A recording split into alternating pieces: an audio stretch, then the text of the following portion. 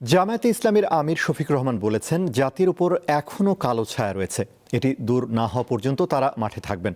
আজ ঢাকায় ইসলামী ছাত্র শিবিরের কেন্দ্রীয় সদস্য সম্মেলনে তিনি এই কথা বলেন। জামায়াতে ইসলামী দুর্নীতিমুক্ত বাংলাদেশ গড়ার পাশাপাশি যুবকদের বেকারত্ব দূর করতে চায় বলে জানান দলটির আমির।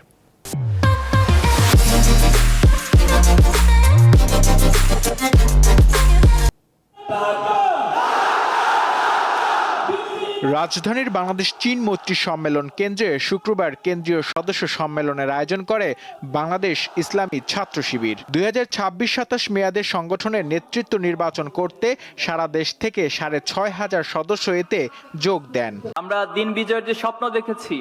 জামায়াত ইসলামী সহ বিভিন্ন রাজনৈতিক দলের নেতা, ইসলামী চিন্তাবিদ ও কয়েকটি দেশের ছাত্র সংগঠনের প্রতিনিধিরাও এতে অংশ নেন।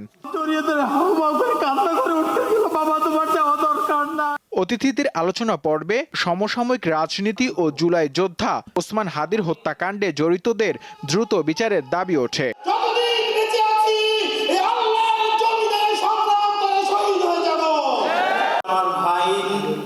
শহীদ হওয়ার কারণে তার বিচারের দাবি নিয়ে আপনাদের সামনে আমাকে হাজির হতে হয়েছে। নানান প্রযুক্তি দিয়ে জাতিকে বিভ্রান্ত করে আমাদেরকে আবার সেই পেছনে ঠেলে দিতে চায়, কিন্তু জাতি কোনো মিথ্যাচার, কোনো মিসপ্রপাগান্ডাকে কখনো বিশ্বাস করবে না। আজকে 8টি দল আমরা ঐক্যবদ্ধ হয়েছি। অনেক পেপার পত্রিকা এর মধ্যে অনেক রকমের বিদ্বেষ ছড়াচ্ছে, এই জোট ভেঙে যাচ্ছে, এই সর্বনাশ হচ্ছে, অমুকে চলে যাচ্ছে, আসলে কিচ্ছু না, সব ভুয়া। 24-এর গণঅভ্যুত্থানের চেতনা ম্লান করতে ষড়যন্ত্র চলছে বলে অভিযোগ করেন ছাত্র শিবিরের বিদায়ী সভাপতি। আমরা কোনো ডিপ স্টেট এবং কোন কায়েমবাদী স্বার্থের মধ্য দিয়ে বাংলাদেশে কেউ ক্ষমতায় যাবে, এটাই প্রজন্ম সহ্য করবে না। আমাদেরকে মৃত্যু নিয়ে, আমাদেরকে গুলি করা নিয়ে কেউ ভয় দেখাবেন না। আমরা পৃথিবীতে পা রেখেছি শাহাদাতের তামান্না নিয়ে।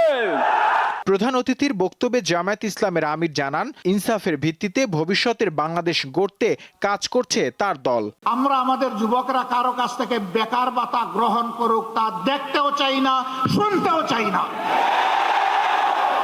প্রতিটি যুবকের হাতকে দেশ গড়ার কারিগরের হাতে পরিণত করতে চাই। প্রত্যেকটি হাতে কাজ তুলে দিতে চাই।